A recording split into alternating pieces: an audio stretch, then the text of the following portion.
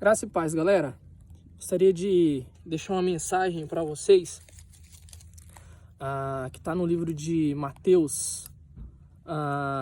Mateus 16,6 vai dizer assim, ó: Vede e acautelai-vos do fermento dos fariseus.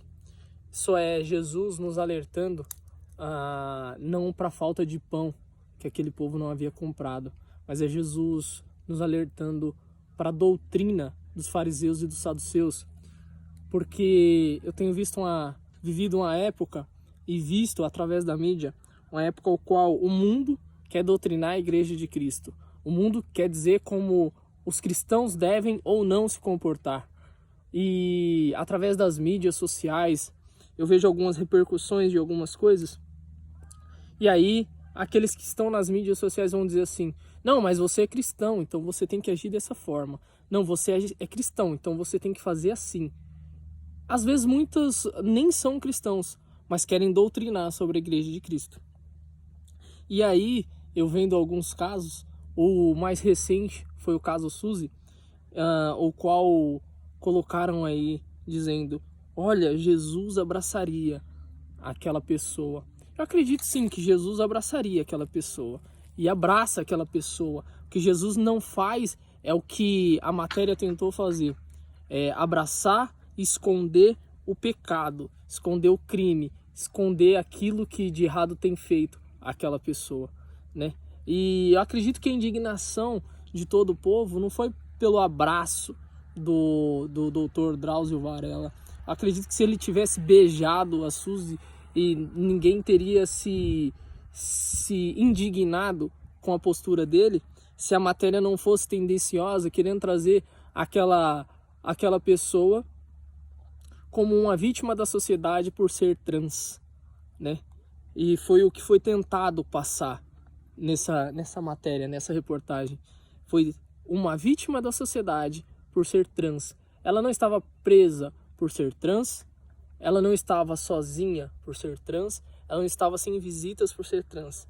Ela estava ali, pagando por um crime hediondo que cometeu, por ter estuprado e matado uma criança de 9 anos. E aí você vai falar assim: mas Jesus perdoa. Claro, Jesus diz àquela mulher adúltera: vai e não peques mais. Aí nós estamos falando de uma pessoa que antes de ser presa havia abusado de uma criança de 3 anos. E não a visita sequer de seus parentes, porque o próprio sobrinho ali tentou estrupar, de 5 anos. Então você vai vendo um histórico, né? E você vai vendo que a matéria ela foi tão tendenciosa que ao final da matéria tentaram dizer: olha, ele é um coitado, vítima da sociedade, mandem cartas para ele.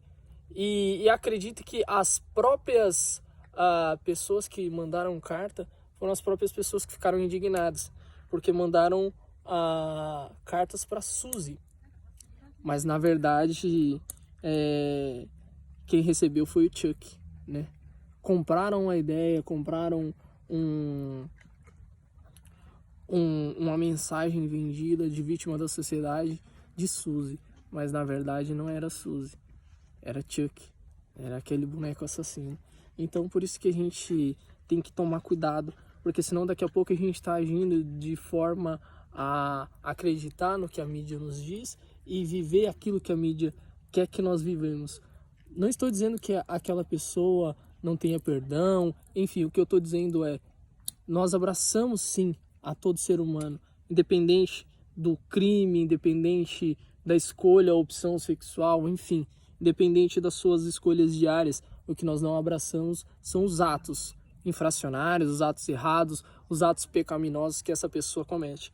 Eu me recordo que na eleição de 2018, muita gente quis dizer aos cristãos: olha, vocês estão votando numa pessoa que quer liberar o porte de armas. E aí fizeram um trocadilho infame, dizendo: amai uns aos outros ou armai uns aos outros? Querendo dizer que os crentes estavam apoiando alguém que queria se armar. E dizendo que os cristãos não poderiam votar nessa pessoa, doutrinando a quem deveria votar por conta da liberação de armas. E aí eu procuro na minha Bíblia e não encontro nada dizendo que o povo não poderia se armar. Eu não encontro nenhum pecado contra isso.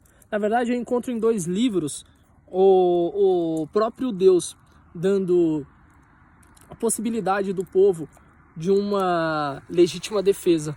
Se você ler o livro de Esther, você vai encontrar uma propriedade para legítima defesa. Se você ler o livro de Neemias, você vai ver que enquanto aquele povo, eles trabalhavam, numa mão havia uma ferramenta e na outra mão havia uma arma. Só que aquela arma não era para atacar, para atingir, para ferir ninguém. Era para se proteger de um ataque. E em contrapartida, quem estava do outro lado da corrida eleitoral era uma vice que conhecida por todos, ao qual milita a favor do aborto, ao qual milita a favor da ideologia de gênero, a qual milita a favor das causas, eu não digo das pessoas, mas eu digo das causas LGBT, e milita contra tudo aquilo que a maioria das coisas que vai contra a palavra de Deus. E se nós não ficarmos atentos, nós vamos seguir isso que a mídia quer nos impor, nos dizer o que nós temos que fazer. Muitas vezes, a maioria das vezes até por pessoas que não são cristãs. Então nós temos que nos acautelar, nós temos que tomar cuidado, nós temos que estar atento ao fermento dos fariseus. Pessoas que são cristãs, algumas até que não são cristãs, mas querem doutrinar sem base na palavra. Satanás já fazia essa inversão, às vezes até mesmo na palavra, querendo dizer, olha, você tem que fazer assim, você tem que fazer assado. Só que se nós não estivermos atentos na palavra, se nós não fizer como Jesus nos ensina, de, olhar a palavra com cuidado, de analisar, de examinar as escrituras, nós vamos acabar caindo. E Satanás, quando foi tentar Jesus, disse, olha, está escrito na palavra, pode se lançar daqui lá embaixo, porque está escrito na palavra que dará ordem aos teus anjos e ao teu respeito para te guardar todos os dias. E realmente está escrito. E se você não examina as palavras, o que você faz? Você se joga numa armadilha de Satanás. Só que Jesus, conhecendo muito mais, sendo ele o verbo, ele diz, mas está escrito que não tentarás o Senhor teu Deus. E nesse contexto, se você ler que dará ordem aos teus anjos, vai ser lá no Salmo de 91, o qual o início vai dizer, aquele que habita no esconderijo do Altíssimo, a sombra do Onipotente descansará, e vai continuar o texto. Na parte onde vai chegar, que dá a ordem aos teus anjos, vai dizer, praga nenhuma chegará à tua tenda, porque aos teus anjos dará ordem e ao teu respeito para te guardar. Então, a ordem de guardar, dos anjos guardar, não é para aquele que se joga, não é para aquele que se lança a algo que Satanás diz, mas é para aquele que está escondido no esconderijo do Altíssimo.